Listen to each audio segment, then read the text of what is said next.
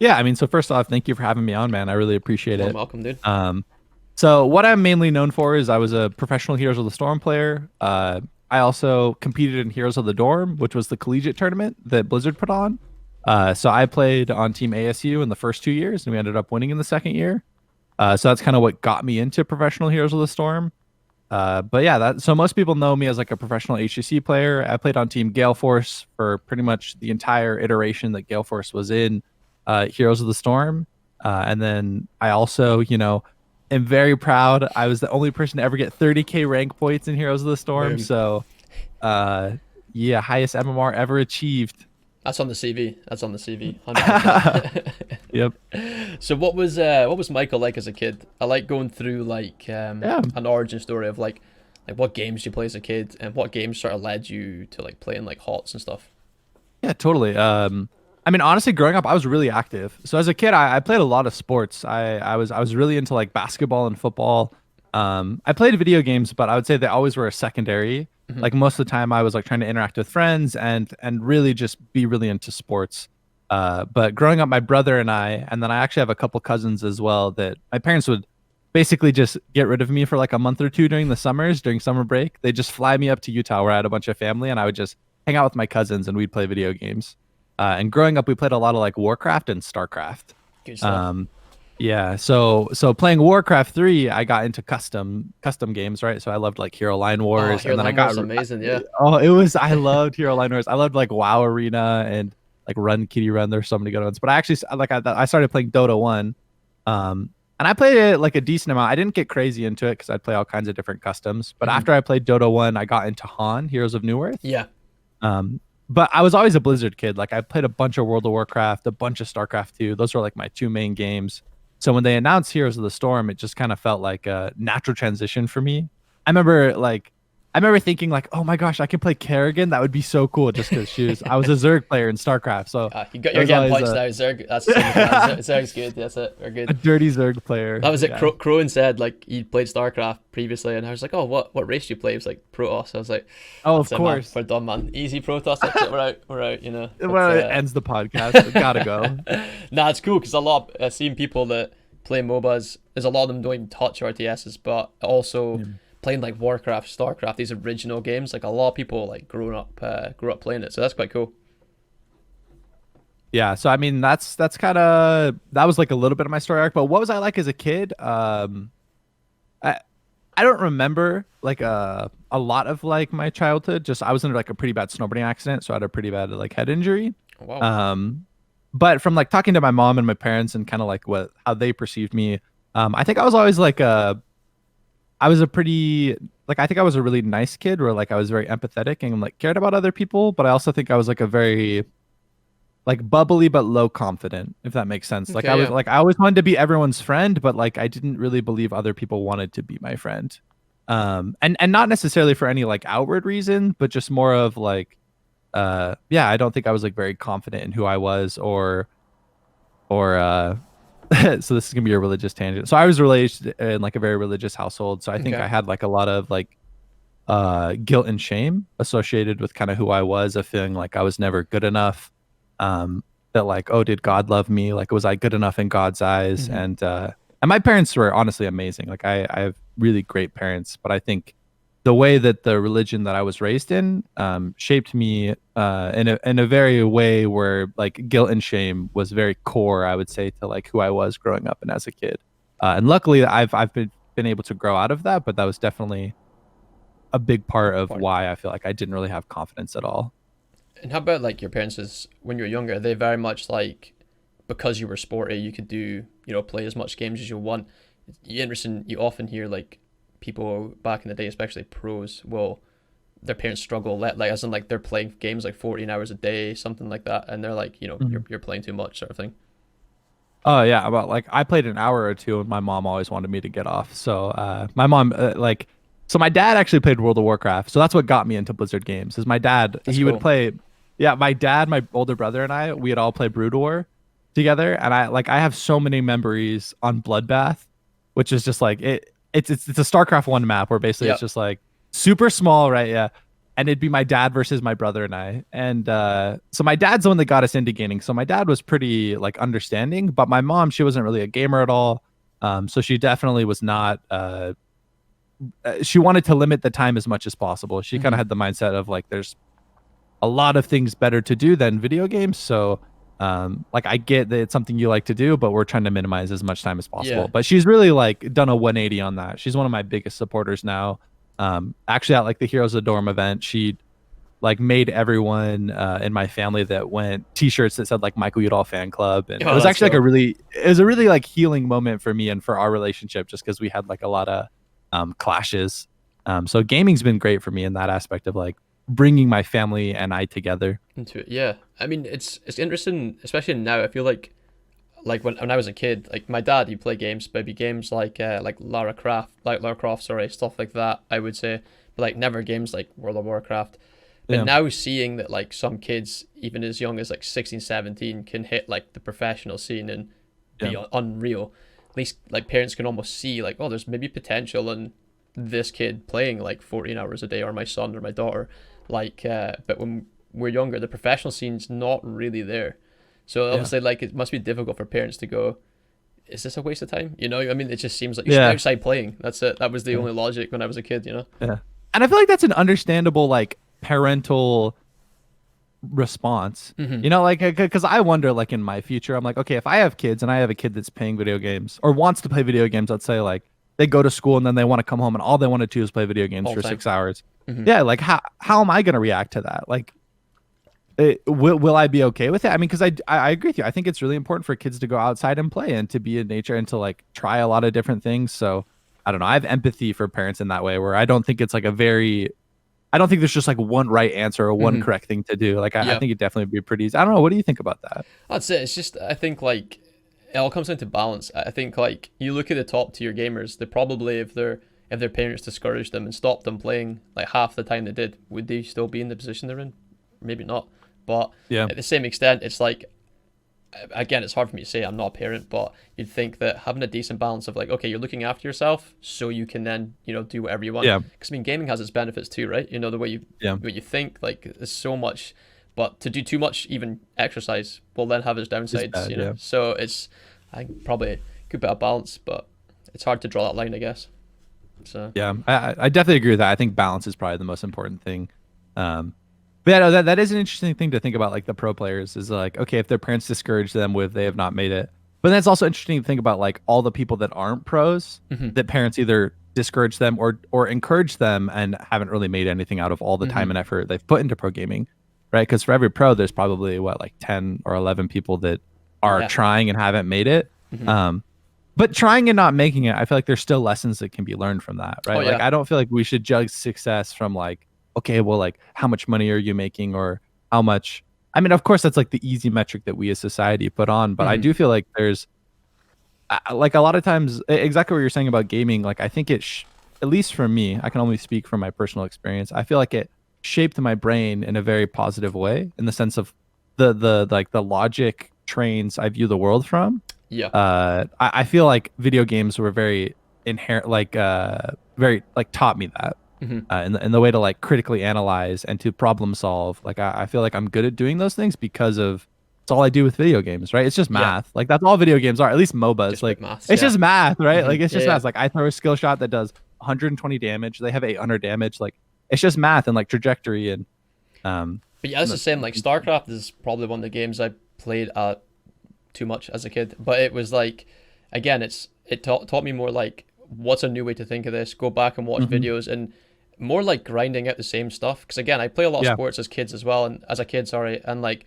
playing like soccer, playing stuff like that consistently, and I'd be like, I've been practicing this one skill or this one like part of StarCraft over and over, and actually. In games, I love the fact that you could then go play on like the ladder and destroy people, and then you're like, oh wow, I've actually improved. Whereas yeah, in playing like sports, sometimes unless like most of them are team sports, it's hard to tell how much you've actually improved unless someone's like, you're not shit anymore. And you're like, oh yeah, neither I am. you know, yeah. that was probably a good thing of gaming as a kid, definitely. Is it like you can see your own progress without like outside affirmation type Yeah, thing? kind of. I think Yeah. that's probably it, and probably why StarCraft was good too for me. I think one, like being 1v1, I found that you couldn't blame somebody else. Like that's Yeah, one thing yeah. at team games, maybe not from a professional level. I don't know if it's still the same. You know, if you're playing like in No, HGC it's and the stuff, same. it's It's the same. totally It's the still same. there all It's the totally the same. Totally the same. time. Yeah. It's just very easy to just go, that was his fault. You know, that's not mine. To take it on the chin, and if you play a 1v1 game of Starcraft, it's like, well, I'm shit. I need to get better. That's it. Yeah. There's no, you can't blame nobody else. You blame the race. That's it. Like, oh, this race Yeah. sucks. You know. As we're flaming Protoss Yeah, earlier, yeah, like, yeah. It sucks. Yeah. um, So playing these but games, so you're playing like World of Warcraft, Starcraft stuff. What, just because you were playing Blizzard, did that lead you to play HOTS? well, I mean, I always really liked MOBAs. So I was playing Heroes of New Earth. Mm-hmm. So I enjoyed MOBAs. And when Blizzard announced that they were making a MOBA, it was kind of the universe I grew up in, right? Like I Mm-hmm. grew up playing Blizzard games, and I honestly was waiting for them to make a MOBA. I was like hoping they'd make a MOBA. Yep. So when they did, it just felt like a natural transition. As well as it was my freshman year of college at the time when they announced Heroes of the Storm, and they announced that they were doing the Heroes of the Dorm tournament as well. Yep. So I had a lot of motivation, right? Like I think if Heroes of the Dorm wasn't announced, I would have just played for fun. Like I would have put like, let's say like 10, 20 hours in just like messing around, having a good time with my cousins. Mm-hmm. But since they announced Heroes of the Dorm and it was like a big collegiate tournament where if you won it, you could win college tuition. For me, Ah, right. Yeah. it felt like an opportunity to validate all the time and effort that I had spent on video games, especially to my parents, to say, hey, you know what, this wasn't a waste of time because if I win this, I'll get a college scholarship. Yeah. And that's something that like I know you guys value and that I know that my aunts and uncles and grandparents value. And that's something that would make everyone be like, okay, maybe video games weren't a complete waste of time. So Mm-hmm. I think once they announced Heroes of the Dorm, I had this like fire and passion to really want to improve. Like I remember so many nights where like people would be going out, right? It's my freshman year of college. People would be going out and partying and having a good time. And I was like, no, like I'm going to play this video game. And people like didn't get it. They were like, whatever. But I mean, it ended up working out, right? Yeah. Here I am doing a podcast talking about video games and Well, what I've been able to do. that's it as well. It's like one of the things like a lot of people like to know as well is like, it's like sacrificing like things like that. Like you're going out with friends instead. You're like, nah, I need to sit and do this because I want to see if I can make it. Essentially. That's probably one of the most asked things is like because I'll do a lot of times like you can ask questions to who I'm doing a podcast with, and it's always like, how did they become pro? They want to know like what was like the defining moment where you like broke into like HGC, for example, or Heroes of the Dorm. At what point did you know or like figure I'm good enough to go pro? So after the first Heroes of the Dorm, so basically a little bit of so basically I played in the first Heroes of the Dorm. Mm-hmm. And honestly I wasn't that good. Like I was just learning the game. But walking out of the first Heroes of the Dorm, so we got second. So we lost to UC Berkeley in the finals. So that was like fan hot. So his team was the one that won. Okay. And I like clearly remember walking off stage and I mean, because like the confetti cannon goes off, like the whole crowd is cheering. And if you're the losing team, they always like usher you off the stage like really fast. So you're a little bit in shock of like, oh shit, like we just lost. So like we kind of got ushered off stage because it's like they want to take cameras and stuff. Yeah. They want to take pictures. And I get why they do it. I don't think there's anything wrong with them ushering people off stage. It's just like the nature of things. And I remember I was like in the back, just kind of like sitting there, just like looking at my feet, thinking, like, this was such a cool experience, but also I lost. So it's like these duality of emotions of like I'm so happy and grateful to be here, but also like I'm really sad with how it ended. But also I'm really happy that I had the opportunity. And I remember sitting there, just kind of like thinking to myself and telling myself that, okay, next year I want to win. Next year I want to not have to walk off stage. And I think that was like a defining point for me where I think it gave me a lot of fire and passion for the next year because I spent the next year absolutely committed to Heroes of the Storm. So I was still an amateur player. I wasn't really that good. But when I broke into actually being a professional was the next year at Heroes of the Dorm. We ended up winning. And we ended up not losing a game. Literally the entire tournament, we never dropped a game. So like they were all best of threes and we went 2-0 the entire series until the final, though we went 3-0. And I feel like after that, like, so I had people watch the Heroes of the Dorm and I ended up picking a couple of players up. So that's when we picked up Crowan and Fury. And then Akka and Face and I were already playing together from Heroes of the Dorm. And then Rafflecopter was actually, he played in Heroes of the Dorm and we talked to him at Heroes of the Dorm and picked him up onto our team. And the second Heroes of the Dorm was like the breaking moment for me because it's when I gained confidence in myself as a player. Before that, I always like it was a fairy tale in my head a little bit of like, oh, it'd be cool. Like it'd be cool to be a professional player, but like I don't think I could. Mm-hmm. And winning Heroes of the Dorm the second time gave me the belief and confidence that like you can do this, Michael. You've done this before. Literally last year you lost and you told yourself you're going to win this year and you ended up winning.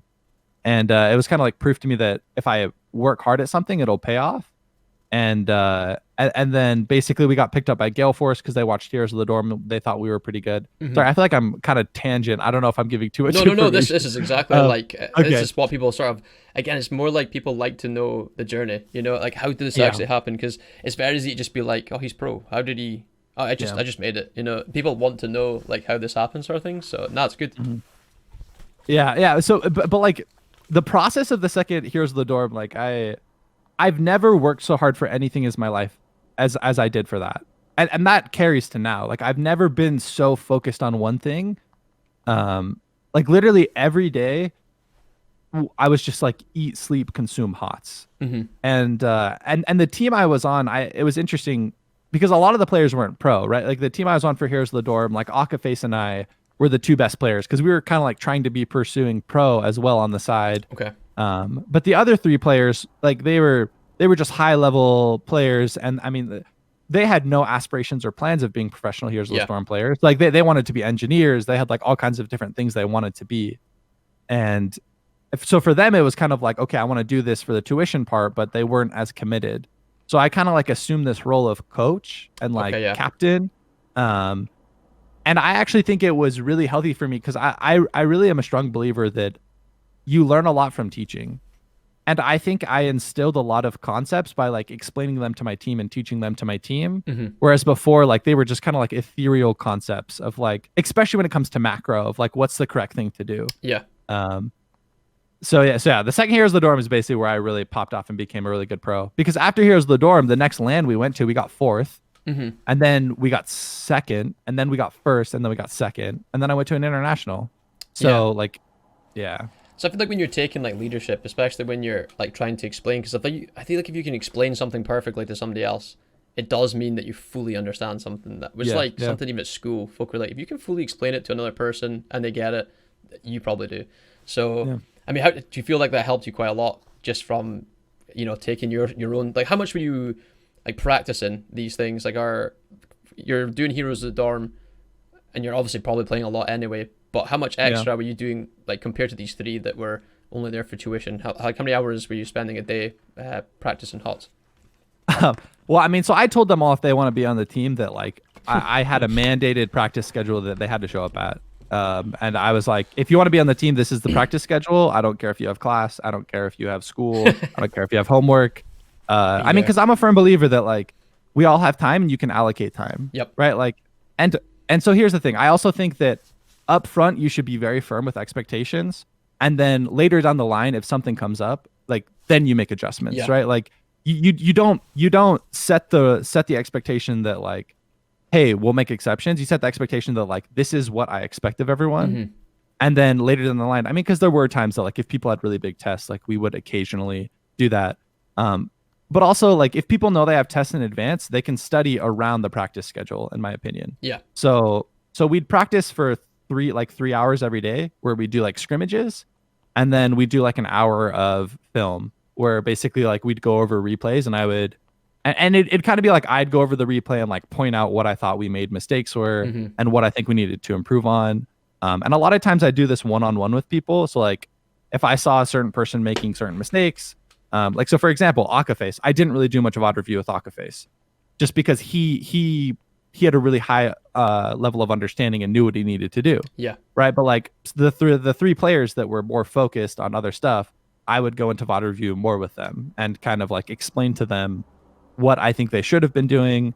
And in a productive criticism way, right? Of like, I don't know. I also like, I'm a really firm believer that positivity and having like a positive team atmosphere is really important. Because the second someone starts feeling like they're being personally attacked, yeah, or if they feel like the rest of their team thinks they're bad, they're gonna start playing worse. right? Because then they start getting in their head, and instead of focusing on the game, they're focusing on like, Not oh, if I messing up. make Yeah. this yeah, exactly. If Mm-hmm. I make this mistake, like what's Michael gonna think, or like what's the rest of the team gonna think? But yeah, so we normally would spend like 3 or 4 hours a day, and then that was like 3 or 4 days a week because there was like one day where people had class that we couldn't Okay, practice understood on. it. That's great. That's a decent Yeah, amount. I think like yeah, especially watching games back, that was one thing I sort of underestimated quite a lot. And again, looking at like Starcraft replays, and obviously if you have mhm, someone like you, or someone who's better than you are, who's actually like showing you like in HOTS terms, they'd be like, well, you should take this camp at this time instead of yeah. like or do whatever. Like they would jump your skill level up dramatically. That's good. So during your like HGC career, what would you say is your like biggest or most like profound win? Uh, so it would be the North American regional that we won. So it Okay. was with the original Gale Force team. Mm-hmm. Um, and yeah, it was because it was my first and I think only like big major win I had in professional. I had a lot of second place finishes. I think I had like 3 or 4 second place finishes, but that was like the big first place win that I got. And I remember it was really cool because we were kind of the underdogs, Mm-hmm. and we were known as the Cloud9 Slayers. And this is back when Cloud9 like Cloud9 just won BlizzCon. This is like 6 months after. So the top couple teams in North America were like Tempo Storm, Cloud9, and Niantic, Yeah, that's right. and especially became Niantic and Cloud9, and literally we kept facing Cloud9 and we'd always beat them, and it was like a really it felt really good to beat them, but Niantic always would beat us. Like it was always really hard for us to beat Niantic, and I'm pretty sure we had like a best of 5 finals, and Niantic became our rivals just because Kenma and I would always like shit talk each other. So that was your go-to rivals, was it? Yeah, that was our go-to rivals for a Yeah. while. Was the Niantic, so we beat them in the finals like best of 5, and yeah, I remember like walking off stage and we all were so excited and amped up, and yeah, so that would be my favorite win for sure. So throughout like Heroes of the Dorm and obviously going into HGC, were you playing like the same roles and stuff? Were you playing the same type of heroes, or were you mixing up to try and see like your best fit? Yeah, so I traditionally played melee assassin Mm-hmm. slash range assassin. The end of my career, so the last like year, I played support. Okay. Um, and that was mainly because it support from like a mechanical perspective is not as difficult as the melee or range assassin. So I was able to shot call and be a captain more easily from the support role. Mm-hmm. Um, but yeah, like for the majority of my career, like I was playing a lot of Illidan's, a lot of Sonya's, a lot of Kerrigan's, and then I'd play like Vala and Jaina, like a lot of the range Yep. assassins as well. Um, I wanted to be in the 4 man though, because that's the thing is like HOTS transitioned to this meta where you'd have like the solo laner, and I Yep. I didn't really like being the solo laner because I and pretty much every team I was on, I was the shot caller, and it's really I don't like shot calling from the off lane Yeah, just that because it makes sense. takes yeah, it takes like a lot of like micro. You have to like jump around. So I generally wanted to be in the 4 man because it's easier to dictate the pace of the game from the 4 man From the because four, that's that makes sense. Yeah. yeah that's where everything happens, right? Like yeah, you can get solo kills and stuff in the solo lane, but if yeah you're not really dictating where people are going or where we're applying pressure. That all is depending where the 4 man is. Mm, So okay. And yeah, so after HGC, like how yeah, did like the cancellation of HGC? Obviously, that's probably one thing recurring out of all the HOTS people we've talked to is like how yeah. it ended abruptly and how awful it was. But how did it affect you? So I was already a little bit up in the air and if I wanted to play in the next year of HGC. Okay. Um, so I like there were a lot of people that were scrimming and practicing full time, and it like completely pulled them. I was kind of in a state where I was trying to reevaluate and seeing what I wanted to do with my career in the sense of like, do I still want to be a professional Heroes of the Storm player?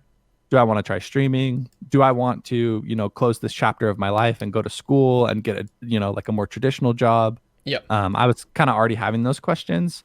So when they killed HGC, it closed one door for me. And so it was definitely was pretty hard. I felt like I was uh, just floating for a while, like not really sure what I was trying to do, just kind of survive in the sense of I got a job at a tech company where I was just working in their customer support department, just as kind of like a filler for time of like I have so much time on my hands, I need to do something that's making me money, and keeping me sane, like a purpose to get out of Mm-hmm. bed. Um, but yeah, I mean, it was difficult, but I definitely know there were a lot of other Heroes of the Storm players that had it much worse than I did. Yeah. Um, Yeah, it definitely was rough. I mean, it felt really bad to commit 4 years of my life and to something that just died overnight, Mm-hmm. right? Like all the like effort and time that I put into Heroes of the Storm is now like there's no future for it Mm-hmm. because I always wanted to like honestly I think long term, let's say Heroes of the Storm became really big like League of Legends, I think I would have become a coach. And I think I would have coached a team. And honestly, I think that's the role that I would have really shined in. Mm-hmm. Like I think I was a good player. Like I think I was a like good captain, but I think my skill set is suited very well to be a coach. So I was really looking forward to getting to a point where Heroes of the Storm like had enough money that you actually could get paid a decent amount to become a coach. Mm-hmm. But it never got to that point, right? For a Yeah. multitude of reasons. But yeah, so when HCC died, I was playing Dota 2 at the time as well. So actually, over the last like year and a half, I went from I don't know. Do you play Dota 2 at all? I know, like Or I've played it before. I'm not like a yeah, regular player of Dota 2. It's always been in my head the harder one.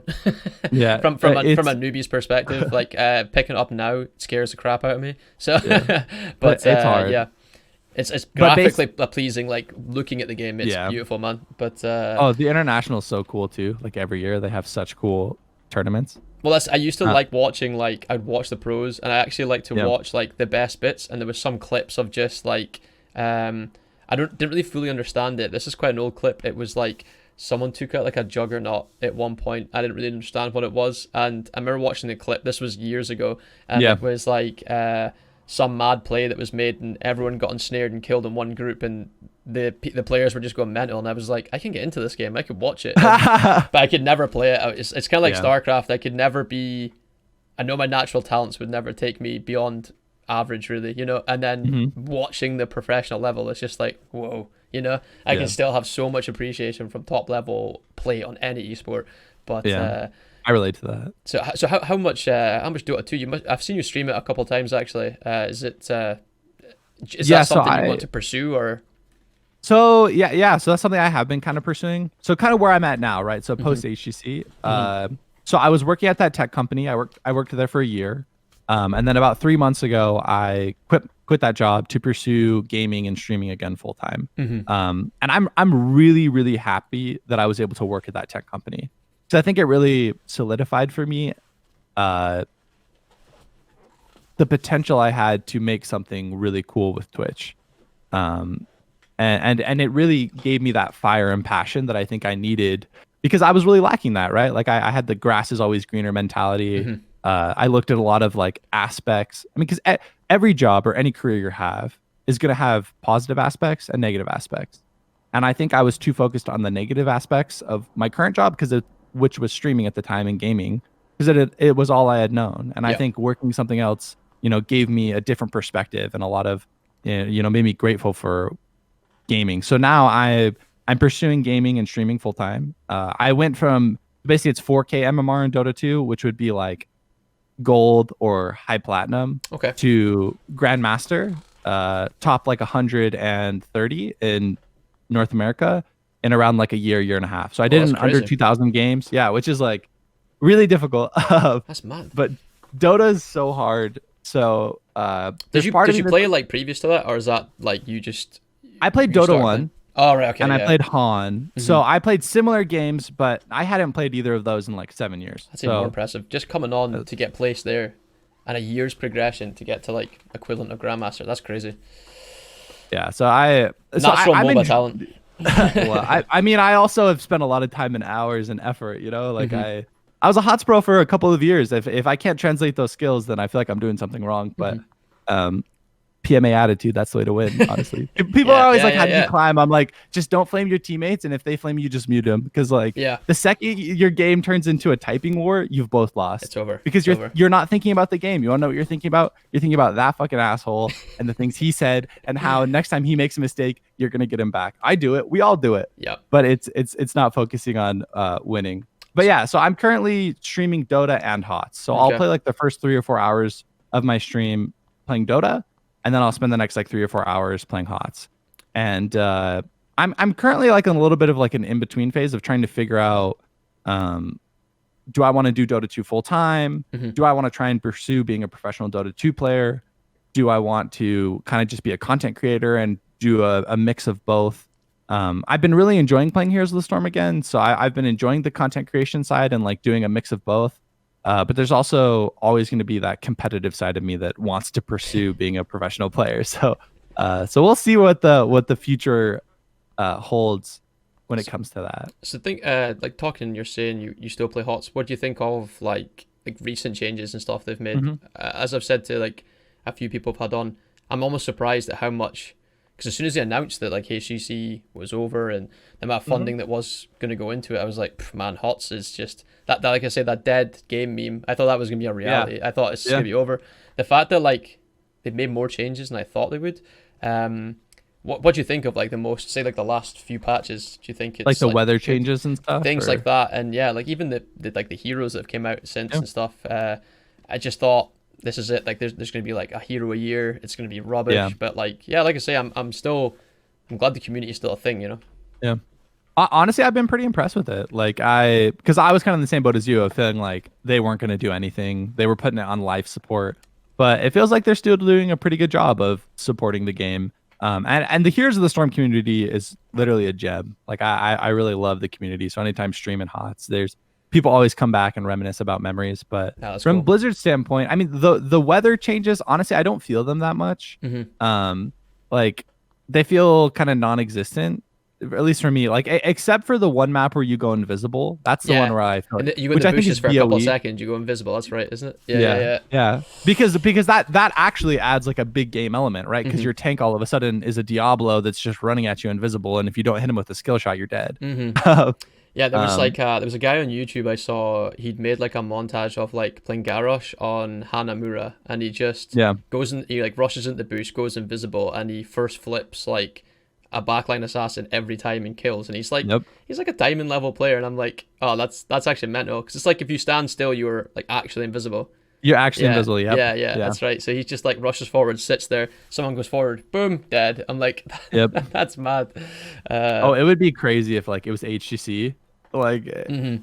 yeah. But as a whole, I've liked the changes. Like I've been playing Kira actually. Oh, I've been okay, like yeah. one tricking her as of yesterday, and trying to learn her. And she seems really fun. She seems like she's a cool like flavor on melee assassin. Hmm. Um, but yeah, as a whole, like I love playing Heroes of the Storm, and I always will. And maybe that's nostalgia. Yeah, Maybe maybe. that's but So yeah, who's your but like I most played, like as in your most enjoyable hero to play, like probably ever? Illidan. Illidan, yeah. Yeah, Illidan That was for funny sure. because And Crone mentioned that I think I said like what was the most overpowered like hero when you were pro, and he said Illidan. He said there was a good period of time where Illidan was untouchable, and he said he would spam the shit out of it. I was yeah, like, nice man, nice.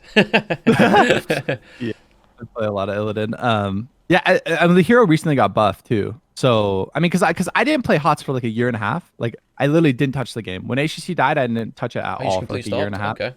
Completely stopped. And I played again for the first time like a couple of months ago. Um, but recently they did the movement speed changes, Yeah. so everything's faster, and that's a buff to Illidan. That's like a big buff to Illidan because it makes it easier to stutter step Hmm. and chase people down. 'Cause the hero's all about how many auto attacks you can get off to get your cooldowns down.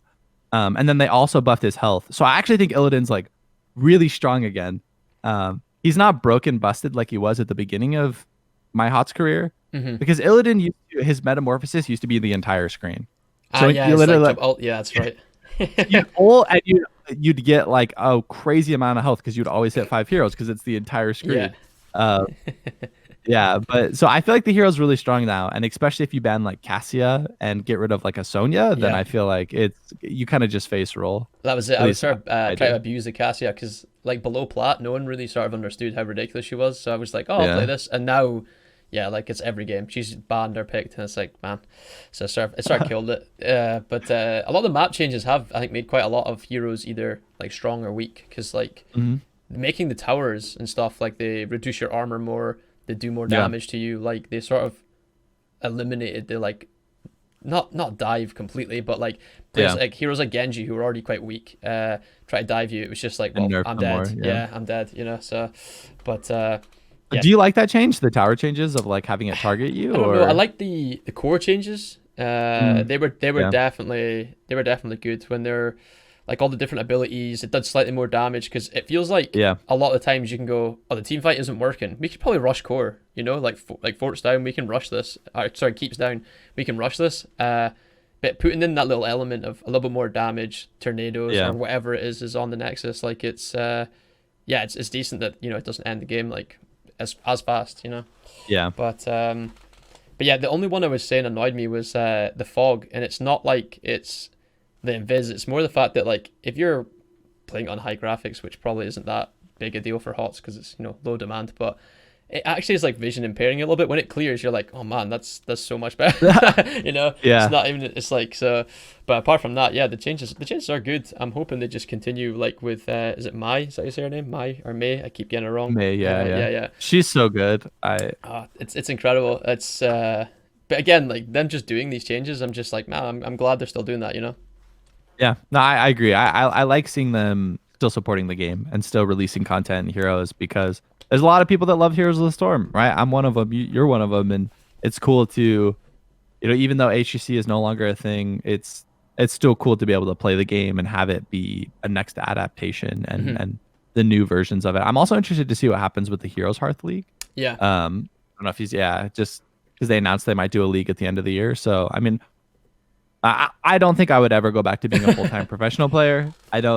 I could see myself playing the league, but I do it as like a streamer / content creator Yeah. of like I'm good enough to play in and like it'd be fun to play in and like if there's money, of course it'd be fun to play for money, but it'd be more of like Do you it'd be ever a fun think that's thing to like a possibility, like that potentially leagues could be professional again? I mean, it seems like it'd be quite difficult to have, people live off of it, and because I mean, you can make big prize pools, right? But it's yeah. people like training for this all the time and practicing. They're not getting Yeah. a wage doing this unless they get sponsors. So it's like, Yeah. would that ever happen? Do you think that's a possibility? Listen, anything's possible, but I think it's highly unlikely. I think there's a couple hurdles that they would have to overcome. I think a big one would be that like it's not healthy for a professional scene if there's a lot of HCC players that could come back and play and win. Yeah. Because then it just invalidates a lot of the people that are spending a lot of time and effort, like you said, practicing and putting time and effort in. Like it's just not really, it's not fair to them, but it's just the nature of like we all committed a bunch of time and got really good. But then once we all stopped playing, we stopped sharing the knowledge that we had learned.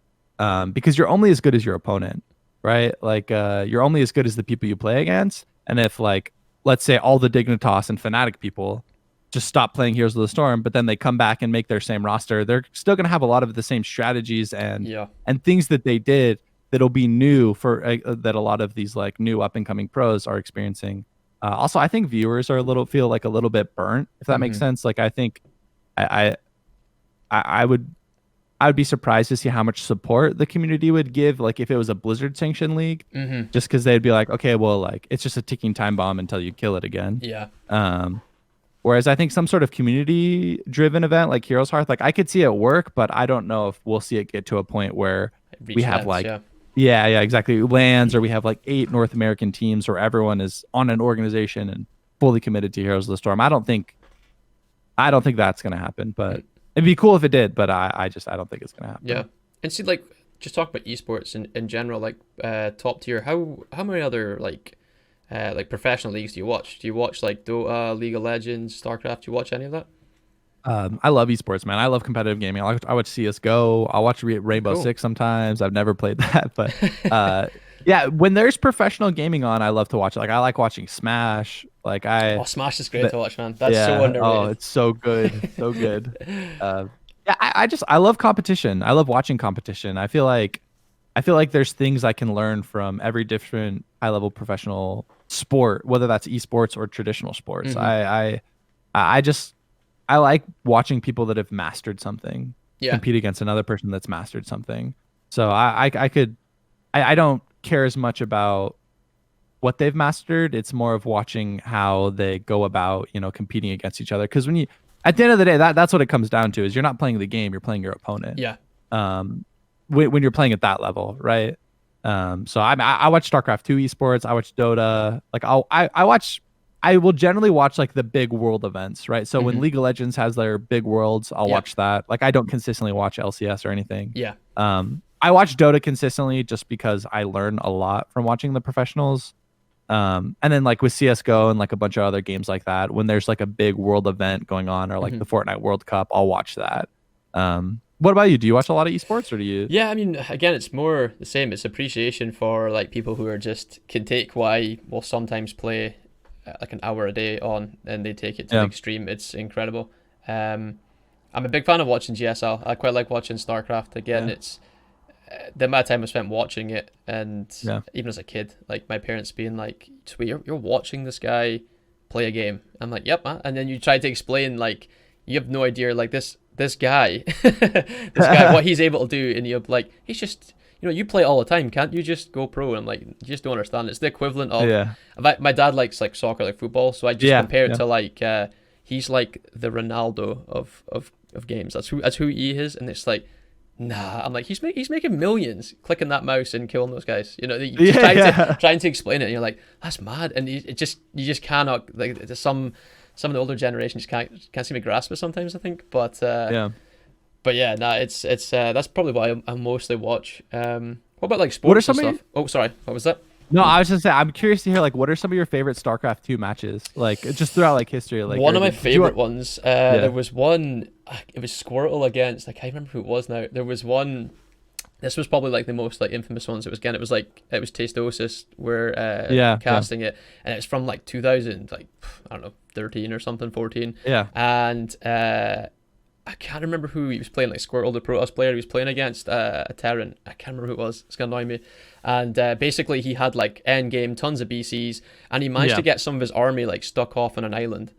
And Oh. basically, they just put like the game's over. Basically, the Terran player won, and all these BCs pushed forward. But then he used the warp gate functionality on the mothership, and it put his whole Oh. army into like the warp gate, including all his BCs. But then like he had basically there was this I wouldn't say bug, but basically because it stacked everything on top of one another, the Archons that all did splash damage just Just annihilated wrecked all the of his army. BCs and just ended him. And it was like he had like half the army size, and everyone had just counted him out.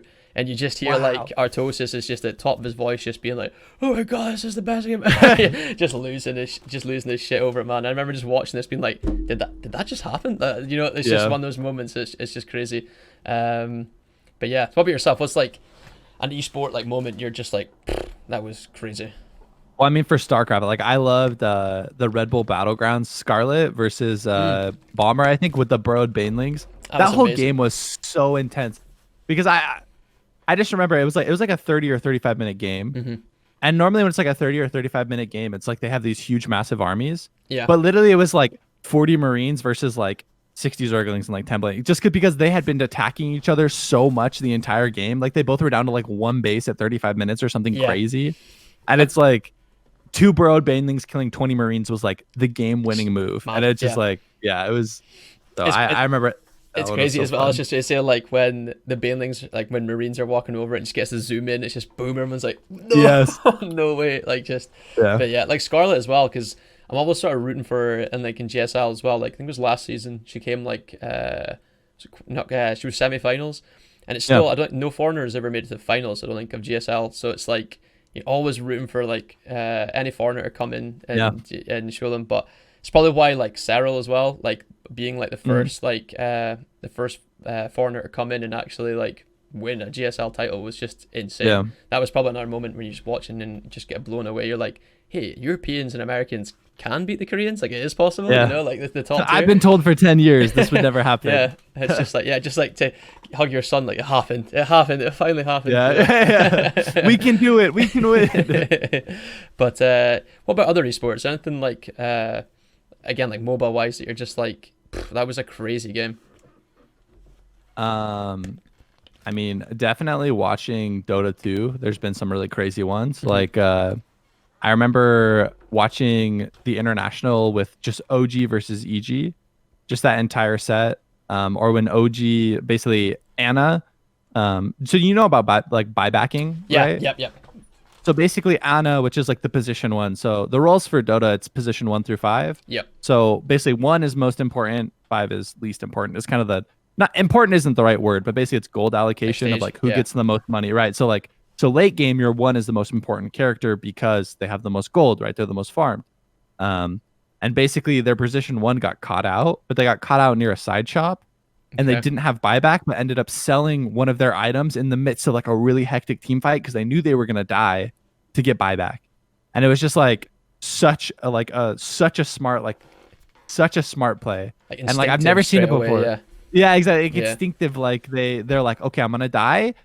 If I don't get buyback, we lose. So they like kite all the way to this side shop, sell something, and then they buy back, wipe them, and win the game. And it was just like just like a crazy. I don't know. It's just like when their brain is like thinking on completely, and that's something I feel about like Dota and Starcraft of just like these people are thinking about like 15 different things at once, right? Like, and it's like how that's crazy. It's just impressive to watch. I think like one of the best ways was the best description. Sorry, and I remember like if anyone goes like how like tried to get me to explain professional StarCraft to someone who doesn't really understand it, is like Day 9. Yeah. He basically said it's like playing chess against somebody, but the pieces are constantly moving, the board's constantly changing, and I was like, that's actually like like try to think of that. It's actually crazy, and it's more like you see people that have crazy mechanics, but to think of the long game or to like you've got to have both parts, the micro and the macro. You know, that's what's so fascinating to me. Whereas my hands could never move fast enough, but I could think of like 20 minutes ahead, but never get there. You know, that was me sort of when I played. But that's kind of cool. So, what about streamers in general? Like maybe not, maybe people that are pro, or maybe just for like an entertainment value. Who do you watch?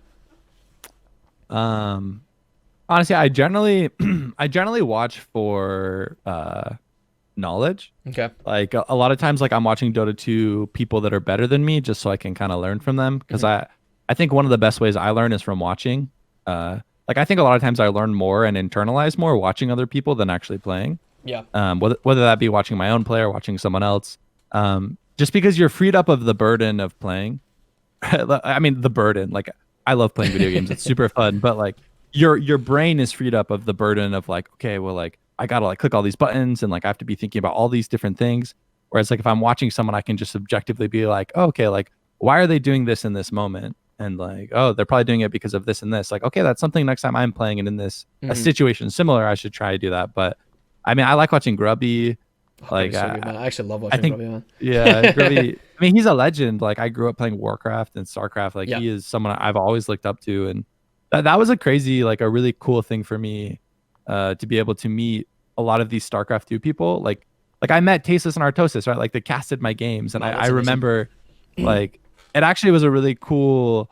So my cousin lives in Korea. And I actually went out and visited my cousin, and I hit up Tasteless and Artosis, and we all went out to the bars together for a couple of days.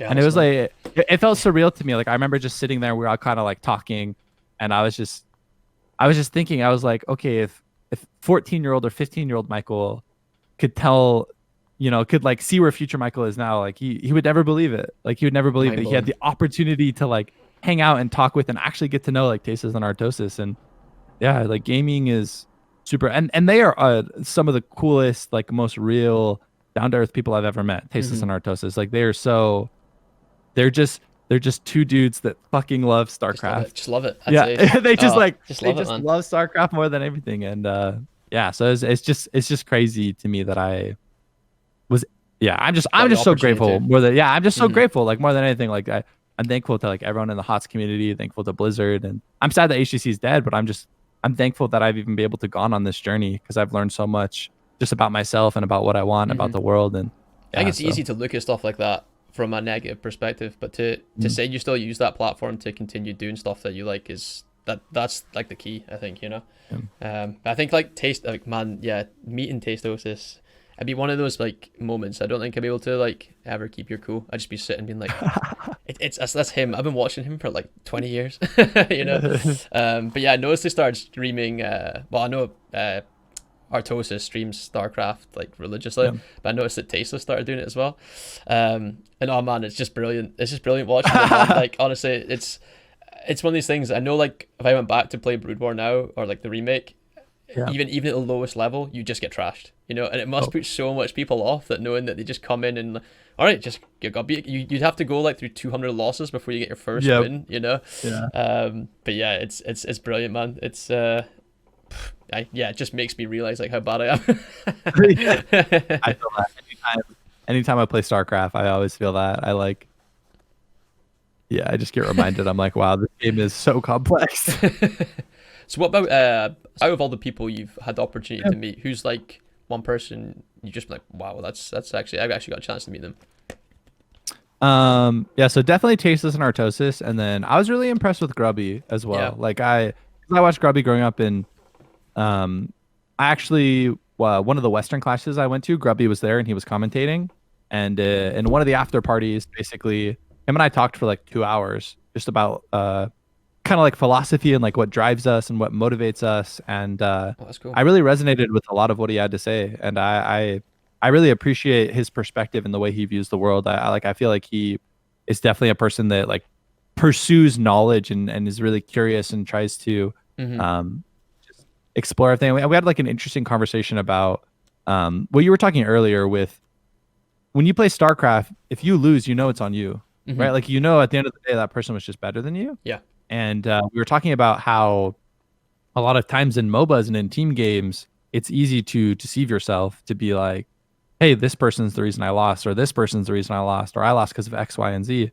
When in reality, that's kind of a waste of energy because there's only one thing you can control. There's only one constant in every game, and it's not going to be the opponents you play against. It's not going to be the heroes. It's not going to be your teammates. It's you. Every single game, every single MOBA game you play, there's only going to be one constant, and that's you. And that's the only thing you should focus on because that's the one thing you can change. That's the one thing you have control over. We kind of had like an interesting conversation about what it's like playing competitively as a MOBA versus like StarCraft and kind of like the pitfalls and kind of Hmm. like the difficulties. And it was funny because he was talking about like a 2v2 like Warcraft 3 tournament he played in or something. And he was just talking about like how it was new for him. It Yeah. was like this new weird thing of being like, okay, well, I have like someone else's play to analyze too, but like, is it my job to analyze it? And like, how much weight should I put on like what they did? And yeah, so I really have a lot of respect for Grubby. I mean, even just from that one conversation of just, I really appreciate the way he like views the world and his perspective. That's cool. I mean, I remember one of the first times, it was one of the original Dream Hacks we went to, and he was playing in that, and I think it'd been a while since he got quite a big win when he played StarCraft, and again, I think it was the semi-finals he made it to, I can't remember who he beat. He did beat a Korean player to get to it, and I remember he was so, like, I think he was 2-0 down, and it was best of five. Is that right? Oh, Yeah. wow. And he came back and won 3-2, and he was in tears. And I was just like, dude, this guy, like, I get this guy, man. He you can tell how much it meant to him. Like, wasn't a final. It was just the fact that he knew I'm probably not gonna win this, and he managed to just like put his head down and destroy him. I Oh, wish I wow. could remember. I wish my memory was better and I could remember like who he was actually playing against. But I think Hawk went on to win it as well, so it was kind of cool. Like I think he beat Moon. I think his name was the Korean player to win it. And again, it was just mad to see like a non-Korean like win it, even though it's probably wasn't the biggest at the time. But yeah, that was like quite a while ago. That was when like League of Legends was just starting out. It was like this is the first like one of the first major tournaments, and I remember like it had just had like a little stand, and there was like 40 people like crowded around the computers watching this. And then the year after, it was like, hey, this is in the stadium, and there's like 20,000 people like sitting watching. Just went like that. Um, I agree. I felt like that. I felt like League was like nothing, and then the next year it was just like completely blew up. I was like, what happened? Like, I remember people telling me like this game's gonna be huge, and I was like, it's never gonna overtake StarCraft. This is like the yeah, esport. And then I yeah. literally like blinked, and I was like, where's StarCraft gone? you Oh, know. yeah, Mm. So, totally. but yeah. So like I said at the start of the podcast, like I have a slight of a fitness element to like my stream.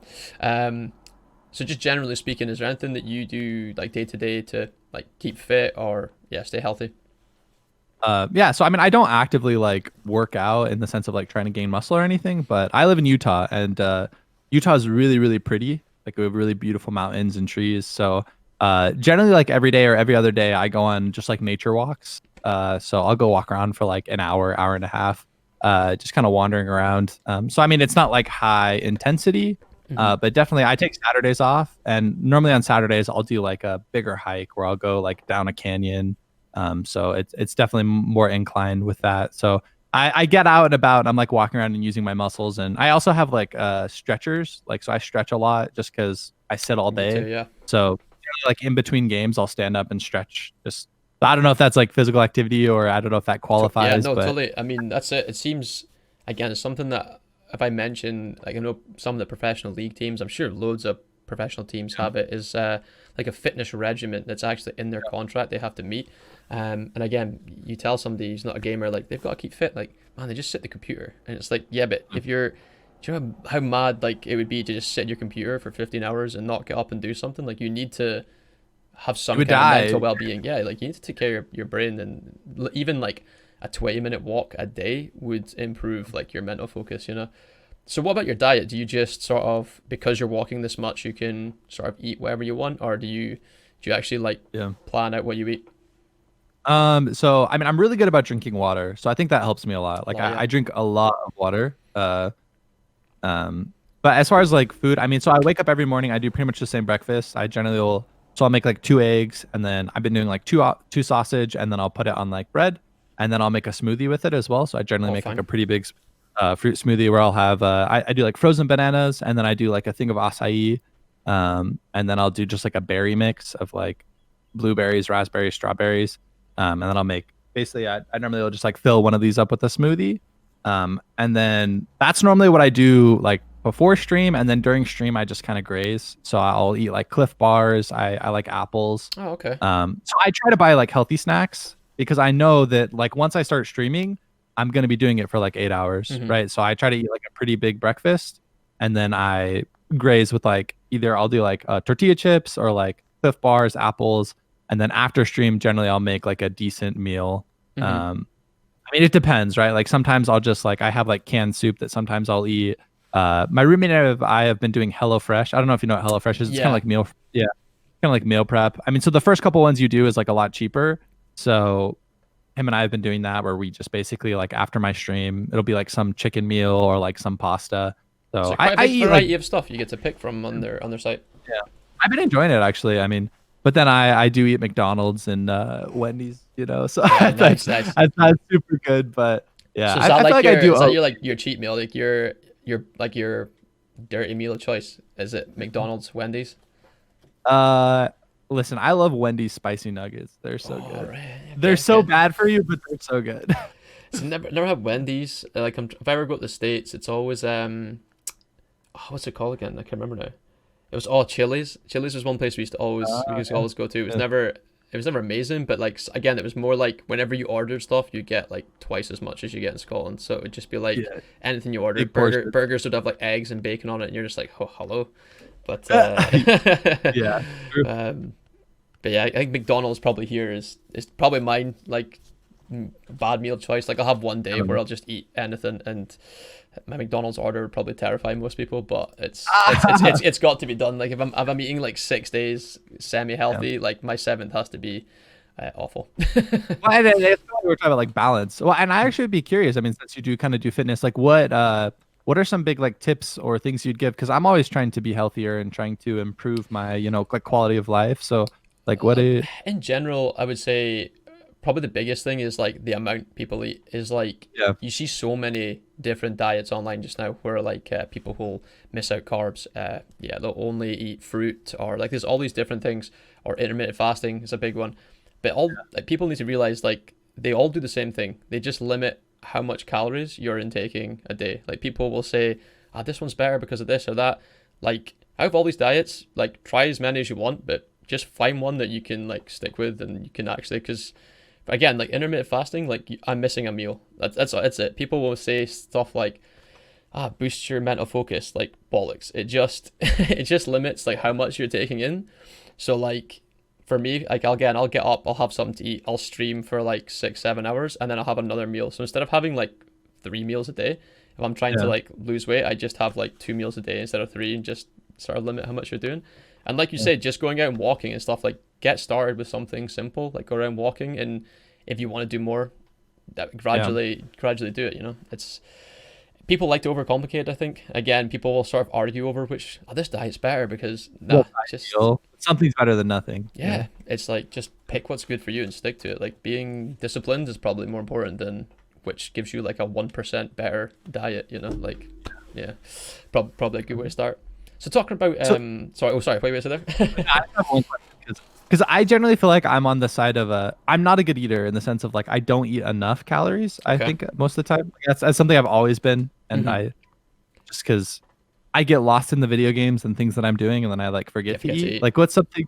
Do you have something that you think would help with that? Because yeah, Yeah, I, like I I think it's very rare where I overeat. I think I'm generally like under eating. that's the thing as well, because people sort of like demonize snacking, and even Yeah, if it's like you take a 5 minute break to, like one of my favorites was like about a client who's just trying to gain weight, and yeah, it's more like he wants to get big and muscly, and yeah, he's struggling to get his calories in. So it would be buying stuff like you get these like protein bars, but they're high flavored. Again, they don't taste like they're like probably twice the calories you'd expect in like a Mars bar, but the stuff that's yeah, in it is actually good. It's not just fucking fat and sugar. yeah. Um, so like eating those like up your calories, and again, you're just eating like a chocolate bar. It feels like, even though some of them are sugar free, they're just got sweeteners or something in it, and the rest of the nutrients in it are beneficial. So eat things like that. Again, like I say, like during stream, it's probably a good one because you can just be like, right, while I'm waiting for this game, I'm just I gonna go you're gonna watch me eat this bar, okay? Yeah, it's not too big a deal. So doing stuff like that's probably good.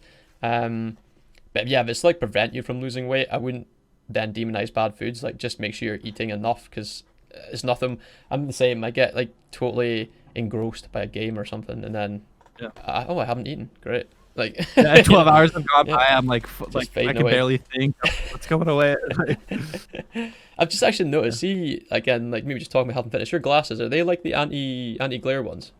Like ones Yeah. for. So the light, Mhm. um, yeah. So they are. I actually got them like 4 years ago. So I got sponsored by Gunner when I was doing it, but I'm Oh, not okay. sponsored anymore.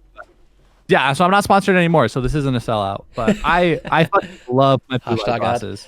Hashtag ad. No, like Gunners I think are a little more expensive. Like I think you can get brands that are cheaper, Hmm. but I used to get. Okay, but I also need to give a little more context. I was in a really bad snowboarding accident. I had like a really bad concussion my junior year of high school. Like I was like life flighted. Like people thought, Wow. like I thought I was gonna be paralyzed. Like really bad. So when I stare at a screen for too long, I get like really really bad headaches. Or at least I used to. And now that I use the blue light like reflective glasses, it helps a lot. And Oh, I okay. notice like tangible differences if I use my because I have normal glasses right without the blue Hmm. light that I'll wear out and about in the world. That way I Ah, don't okay. look like a huge nerd. But yeah, so they're prescription, but and I always wear them when I'm gaming, or even I'll wear them when I'm watching TV, just because I used to get really bad like bloodshot eyes and Hmm. really bad headaches, and now I don't really get that. Or if I get it, it's like 1% or 5% of what it used to be. Yeah. Like I used to go to bed after gaming all day, and I could like barely think, and I just had like really like pounding headaches. And now I very rarely get that. So I swear by them. I think they're amazing. Like even if you're using them for office, if you're staring at a screen for more than like 4 hours, You should do I it. definitely think it's worth. Well, it's because like phones have like the blue screens and stuff like that on them now, Yeah, and I mean, like I wear them like so like I do graphic design as like my yeah, 9 to 5, so I'll wear them because I'm constantly like try to focus, and after like 8 hours solid, I'm just like, and if I have the glasses on, I can feel like they're less strained, but I never wear them when I'm gaming, and it's probably just as beneficial. It's probably from like a vein standpoint. I'm just like the ones I bought are like really cheap ones off of like Amazon. They're like $5 or something, and for all I know, they could just be like glass, and I think they aren't. But I think they're doing something. But like, yeah, yeah. So but I probably should wear them like during stream as well, because I do actually feel like if I sit for like 7 hours straight playing games, I'm like, and I almost get that thing. Like I'm sure every gamer's experienced this, where you've played a game so much and you go to sleep or you close your eyes and you can like see the game. still play.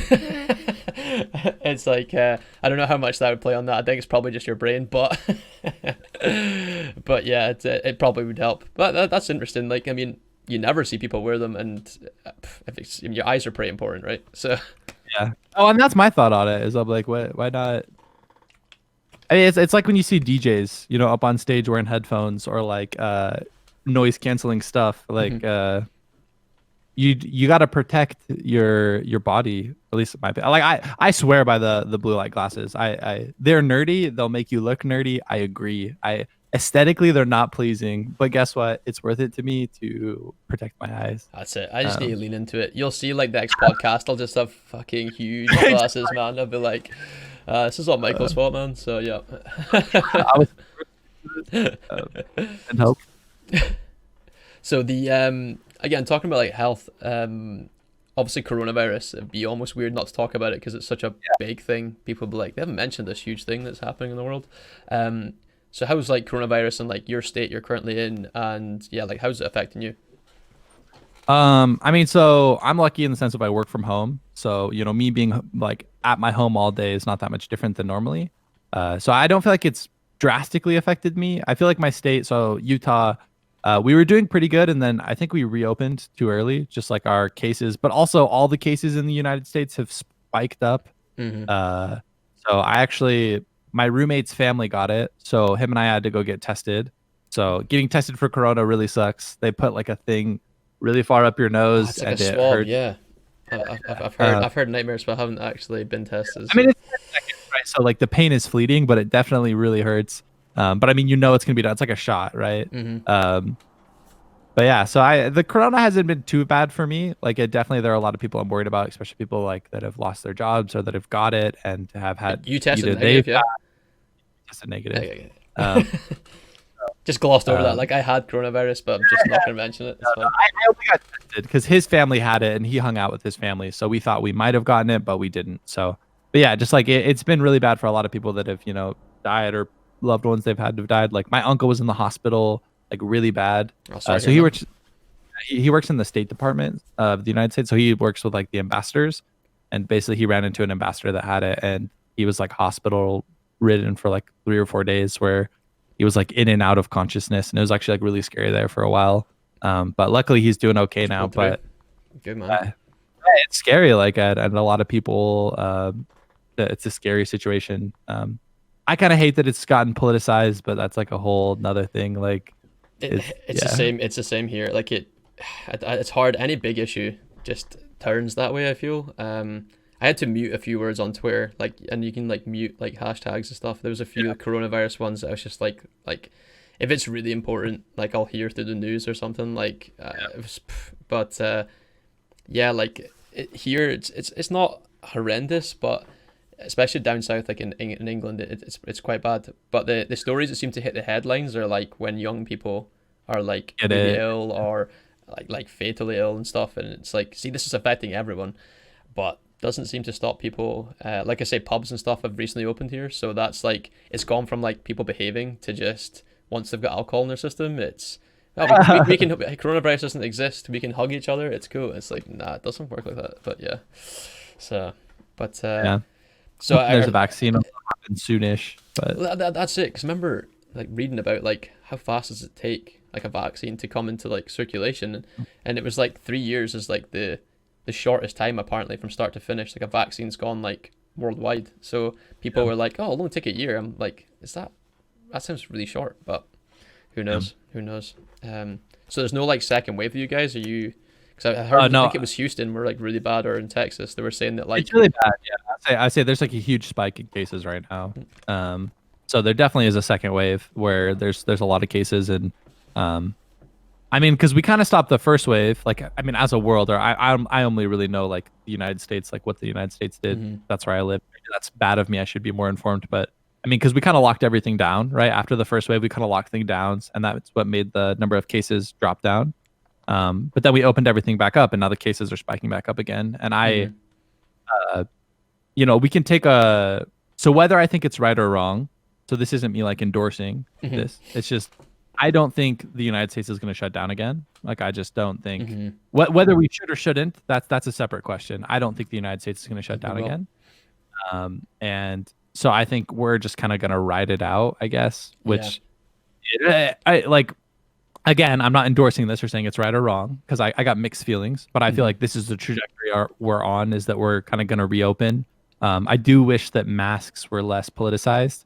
I mean, it's just kind of, we were talking a little bit before, and you were talking about smoking, and I think that's Mhm. actually like a really good analogy. Is like, it's fine if you want to smoke, but like once you start smoking and it affects other people, uh, Yeah.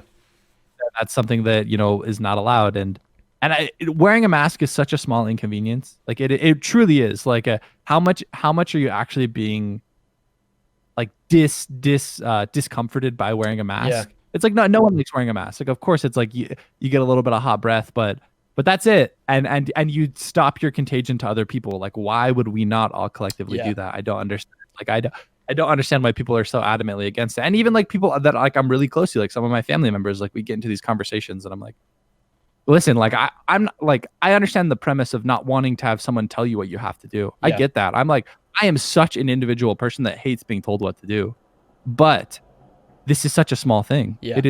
And it truly will make such a big difference. So like what yeah. See that I think it's weird you say that because I think maybe this is where the UK is similar to Americans is they hate being told what to do, like cannot stand it. Yeah. So things like fines and stuff have to be like handed out because if there was no like repercussions to just walking around and doing what you want, people wouldn't do it. It's that's the way it is. So and I don't know if that is the same as the States. It's like maybe people are just like, well, I'm not doing that. You're telling me to do it, kind of attitude. Yep. But you were saying there as well, like other like you don't know other countries. The only reason that like say the States that we know is more that like Trump again, not getting too political, but Yeah. he genuinely seems to be in like our media quite a lot of just like I think it He was like dominates the yeah, it was more like the I want we should be wearing masks, we shouldn't be, we shouldn't be, we should be. Like he went back and forward for a while, so he became a bit of a meme like on Twitter and stuff. But yeah, I don't really understand it. And I mean, in my head, I'm always like, if you're wearing it, like it can only be a benefit, right? Can never hurt, like harm somebody. Like Yeah. I don't see. But maybe it was because there was a shortage or something. Like you just don't know. Yeah. Yeah. But But I don't think there's a sort of shortage anymore. That's the thing is a bunch of companies have made them and like there's not really an excuse to not wear a mask. If you're not wearing a mask, it is a conscious choice, and mhm. like I do think people should be allowed to have conscious choice, but like I do think I don't know. I just wish we cared about each Yeah, other more, yeah, right? the Because same. That's because a just yeah. mask doesn't necessarily like it doesn't. If I go out in public and wear a mask, it doesn't stop my chance of getting COVID, or Mhm. it doesn't necessarily lower it, but it lowers my chance of if I have COVID of giving it to other people. That's my understanding. Yeah, I'm not a doctor. that's the same as me. That's That's I'm not a doctor, but that's my understanding, right? And if that's the case, then why would I not wear a mask? Like, because I don't know if I have it. A lot of people are asymptomatic, and I would be very sad if I gave it to someone else, and if they got sick, or even if they didn't got sick, and then they spread it on. Like, yeah, it's like why? Where's the part of me that's like, well, yeah, but I don't want to. I don't. Yeah. yeah, yeah. I get what you mean. It's things like probably the good things like you can take away from it. I was speaking to one of my friends about this the other day. It's like one is there's like gamer friends of mine that have come out of the woodwork that otherwise would never be back playing games. We've got a wife and kids and stuff, and they come back. I'm like, man, I haven't seen you in like 6 years, dude. How you doing? How good? That's kind of cool. And like my grandparents as well, they're sort of like taking on uh, like WhatsApp and things like that too. It's like on the video calls, they never would have picked that up otherwise. So, I mean, apart from sitting like too close to the camera, it's brilliant to see like older generations pick up. It's like, oh, how's it going? Just like face, like you don't have to hold the face like the phone to your like yeah, it's mad. But anyway, but yeah, that's coronavirus. So normally to finish off what I do, like I was saying earlier, while I'm streaming, Yeah. I give people the opportunity to like ask questions and stuff if that's cool. So just start called like a quick fire question round, but it's none of the questions are like related, they're just random questions. So Yeah. if you're up for that, Go for it. Let's do it. cool. Let's see what was oh yeah, so do you ever get gamer rage, and if you do, how do you deal with it? Yeah, I mean, I definitely get gamer rage, and I don't think gamer rage is a bad thing. Actually, what I perceive gamer rage as is you really care. You care about winning. That's why you get angry. Um, if you let your gamer rage take over and you like flame people or get super toxic, that's bad. So generally, when I get gamer rage, it's after I've lost a bunch of games in a row. So I kind of set like a quota for myself of, okay, Michael, if you lose 3 games, you take a break. Hmm. Whether that be, like if I'm not streaming, my best thing is I'll go on a walk for like 10 minutes, right? I'll just get out of my house, literally just like walk around the block and just clear my head, put myself in a new situation. But if I am streaming, a lot of times I'll like play a different game. I'll just like go to just chatting for 10 minutes. Hmm. So I think that's one of the best things you can do. If you're serious about trying to climb MMR in any game that you're playing, taking a break after you've lost a couple of games will be one of the best ways to gain MMR. Because what you're doing is you're resetting yourself. Because a lot of times we carry our losses over into our next game. Yeah. So like after you've lost 2 or 3 games, it's worth it to take 5 or 10 minutes to play a different game, get out of your room, get out of wherever your PC is, and just like clear your head a little bit. Like a lot of times, go get water, go to the bathroom, and that'll help. Or that's what helps me with my gamer rage. Yeah. I was pretty bad for Starcraft for that. It was so easy to just get like another match instantly. So I'd be raging that I just got rushed one game, and I'd just go straight into another game, and I would lose to the same thing like 3 or 4 times. And I'm like, what am I doing here? Like, I'm just repeating the same mistake because I haven't even processed it, you know? Yeah. But yeah, that's probably really good advice. I start doing that now. Every time I game, I'm like, right, I'm going for a walk. I actually kind of answered that one. It was like, what's the most overpowered hero while you were playing HGC? I mean, I think Illidan was really strong at the beginning, and then I think Hanzo became really, really strong. Like Hanzo I was- think Hanzo's one of the most broken heroes. I'm gonna be honest. I still think Hanzo's broken. You Like still think he's the hero broken? just does the hero does so much damage from such a safe position, and it has such an impactful ultimate, and he has a vision tool, and he has mobility. Like what does Hanzo not do? Yeah, that's true. What does Hanzo not do? Oh, it's more the like, again, I'm not looking into like statistics too much. This is the fact his win rate is like awful. So Yeah. that just means all the noobs are playing him, man. That's it. I'll say you have to be really good at the hero. Like Yeah, yeah. against like a Rowan Hanzo or like a Nick Hanzo or like a Poik Mhm. Hanzo, it'll change your perspective on Hanzo Destruction, because you're yeah. like they hit every scatter, they hit every ability, and I have because if you hit a scatter on someone like a full scatter, it's like half their health. So yeah, Okay, this is what I ask everyone. What's the worst video game you've ever played? worst video game Yeah. I've ever played. It's a tough one, so you can take your time to think about this one. Worst video game. I don't know. It probably would have to be like okay on my N64. I don't remember the name of We're it, but going it was back. like We're this. going back. Yeah, I remember it was like this yellow like building block game where you were oh, man, I'm butchering this. But I remember it was so boring. There was no point. Literally you were just like it was like Minecraft but like without the open world cool aspects of it. You would just like build blocks. I think it was I my might Google parents' it here. attempt N64 to, building. I think it was my block parents' game. attempts to buy like a learning game. Does that make sense? Yeah, yeah. Like Wet me Google Tricks? it. Is that it? No. N64 Building Wet Tricks. 64. I clearly remember what it looks like on the N64. Like I remember because I my brother and I we like hit it, but that was the worst game I played. I'm sorry I don't remember the name. It was No. so long ago. But That's funny. yeah, It's funny because folk actually do normally go, right, what's bad? And yeah, it's just funny to hear different people's responses, man. They vary. So when you're not streaming, what do you do? go on walks. I mean that's a big thing. Like I also like been getting into reading. I'm a pretty social person, so like my roommate and I will like hang out and talk. But a lot of times I'll like go on walks. I'll take a book, or I listen to a lot of books on audio. Okay. So like currently I'm listening to. I always have like a couple books I'm listening to. I have like a fantasy book. I'm listening to. Shoot, I just swapped to a new one. Let me pull up the name. Go for it. I think it's this.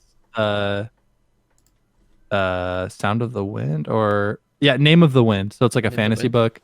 And then I'm also listening to A People's History of the United States, which is kind of like it plays the history of the United States, but like from the perspective of the oppressor. Okay. Because like a lot of times history is written by like let's call it the winner. Yeah. Uh, so it's been interesting, right? Because it's talking about like the basically Native Indians that were here when Europeans colonized over, Mhm. and like their perspective, and so Oh, that's I really just cool. think it's it gives you a better perspective on history if you know both sides, right? That way you can better judge of like what you feel like was justified, not justified, um, and how can we use that to make a better history moving forward. But yeah, so I listen to a lot of audiobooks. I'm generally like pretty social, like hanging out with people, having conversations. Um, I mean, I've been getting really into spike ball. I don't know if you ever played spike ball. It's like Spikeball? It's getting good. it's kind of like volleyball, but it's like way Spikeball. smaller. It's really Ah, fun. okay. It's really fun. Yeah. So you like hit the ball off that net basically, Ah, and generally you'll play with 4 people. So you'll have like teams, and it's volleyball rules, right? So you get like 3 hits between you. So you'll like hit it up to each other, and you like hit it off, and then they'll hit it up. Oh, that's really Um, cool. I've never heard that oh, before. it's a lot of fun. So um, That's one I'd play here, but Scotland's rarely getting sun, so. But yeah, that's cool. yeah. So, Next one is if you were to be professional at any other game, which game would it be? I mean Dota 2, Dota like 2, that's hands down. yeah. But I mean, because yeah, that's what I'm putting a lot of time and effort towards, and really want to do. Like yeah, I mean, yeah. So Dota 2 would be my answer for Okay, sure. okay. What TV shows are you watching just now? Um, I don't watch a lot of TV. Honestly, most of the time, I mean, because if you think about it, I'm staring at a screen all day. Or Yeah. like I'm staring at my PC, I'm streaming for like, like 8 hours. Like let's say I look at a screen for like 8 to 9 hours. Most of the time when I finish gaming and streaming, I don't really want to watch TV. Mm-hmm. But like I've been watching this show called Alone, like occasionally, like my roommate will watch it and I'll come sit down next to him and watch it. Okay. And basically, they take like 10 people and they go out to Patagonia, which is like the bottom of South America, like edge of the world that connects to Antarctica. Okay. And basically they just leave them out there and they have to survive on their own in the wilderness. And it's whoever lasts the longest out there, basically gets like $10,000 or $50,000. And it's pretty interesting seeing like all the things they have to do, right? Because they have to like hunt by themselves, they have to like make shelter. They have to deal with not having any human interaction for months. Ages, yeah. Yeah, so it's like an interesting progression of just watching them go through that. That's cool. Yeah. And finally, last question is, who's your hero? I know you've actually your poster in the background just like made me think of that as well. Actually, Elon Musk smoking his joint. That's quality. And who's my hero? That's a rough question. Or just anyone that's like doesn't have to be like a Yeah, no, I mean, I have a lot of encouraged people you. that I would, I have a lot of people I really, really look up to. The reason I struggle with hero, so I'll get personal. If that's Okay, go for it. Now let's go. Let's get real deep. So, so my grandfather was my hero for the majority of my life, and so he ended up killing himself when I was 15, and so my grandfather had bipolar, which is something that I also have, like the mental health thing. So the reason I struggled with like calling him my hero is because I think it was an unhealthy thing I did growing up as a kid, where like I would put people on these pedestals, and I would say like he's my hero. He is the greatest person I know. Which like my grandpa was an amazing person, but he was a person, right? And that means that there were positive aspects about him and there were negative aspects. He made mistakes. There were things that he did that really harmed people. Like taking his life. Like it really harmed me and my family and my grandmother. But he definitely is one person that I would say is always going to be my hero, just because he was. I've never met a person that cared so much about other people, and put his actions behind caring about other people. Right, like he made like a decent amount of money financially, but he spent so much of his money on other people and random people, like random people that he would meet in the store. Like my mom told me this story of my grandfather. He's just like a larger than life personality. He always carried around like juicy fruit, like yellow juicy fruit gum, and he called it happiness gum. Okay. So whenever he'd see a kid or kids like throwing a tantrum or like having a rough day, he'd go over to them, and he'd squat down and he'd pull out his gum and he would be like, "Do you know what this is?" And they'd like shake their head or be like sad, and he'd be like, "It's happiness gum." And he'd be like, "So if I give it to you, it means you're gonna have to be happy." And like he would just do that, where like he just really cared about people and trying to make them happy. And I think it's because he wasn't happy himself, and that was the only way he found happiness, was to try and make other people. Yeah, exactly. And which makes me sad, right? Because it's like, damn, man, that's such a cry for help. But yeah, so I hope that better explained why I struggle with calling people heroes, because I think it's unfair to people to put them on that pedestal, because I think everyone kind of perceived him as a hero, and it made it so it was really difficult for him to talk to anyone, because it was hard for him to like let down the hero persona. Mm-hmm. And maybe if he had people that he was able to better let that hero persona down, maybe his life would have not ended in the way that it did. Maybe if he felt like he could be more vulnerable and be human. So yeah. I think Yeah, so that's a brilliant answer. I think like a lot of times, even as a kid as well, like thinking like you put someone on a pedestal, it's almost impossible to live up to like the expectation that you're gonna do like nothing wrong. Like Mhm. it is, and if someone perceives you like that, it's you feel like when you mess up twice almost because you're Yeah, messing yeah, up that's in the eyes the of way to somebody say it. else. Yeah. Um, but then that's a good honest answer, man. So normally to finish, what I do is just try to give a little bit something back to like the community. So normally I'd say like if someone was wanting to pursue a career in esports, gaming, or streaming, what advice would you give them? Yeah. Um, I mean, my best advice would be at the end of the day, consistency is going to be the most important thing. Um, it, you have to, I mean, don't quit your job. Don't quit what you're currently doing. Like, I think if you want to get into streaming and gaming, honestly, I think you're doing it right? Where you have your 9 to 5 job and then you're doing it on the side currently as like a side hustle or a hobby that at some point you'd want to make and turn into your full-time career. Right. And I think that is the right approach to go about it because balance is important in life. And just quitting your job full time or just like quitting to pursue something full time when it's not at a point where like you're going to be able to grow it into something or you haven't tried it. Um, that okay, actually, I would like to start over. My Yeah. advice is to just do it because I think as a perfectionist, I think so often I let myself get paralyzed by the perfect product that I never try. Right, where I Okay. come up with this vision of like, this is what I want myself to be. This is where I want to go with my stream. How do I get there? And I like, I'm like, oh, well, I'm not going to turn off my stream if it doesn't have this, this, and this. Every time you like, we don't know what the future holds, right? Like you may have a vision of where you want to go and what you want to do, whether that be streaming or being a pro gamer. But guess what? If you do it every single day, 6 months from now, it will be different than what you thought it was going to be. So the best thing you can do is just to turn it on and to do it and to try it. And you'll figure it out along the way because you are capable. You can figure things out, you can adapt. So that would be my best advice is just consistently turn it on and try it because that's the only way to know if A, it's something you actually like and B, if it's something you're good at and going to be able to turn into something. So I would say just consistently do it. If it's something that you've thought about, you're interested in, what's the worst thing that can happen from you Mhm. trying to do it? What is the worst case scenario? And that's the thing is the worst case scenario is not that Just bad. not doing You it, just yeah. turn it. Yeah, yeah. Though the worst case scenario is that 3 years down the road, you haven't turned it on, you still haven't tried it, and you still are living with the like, well, what if, what if, what if?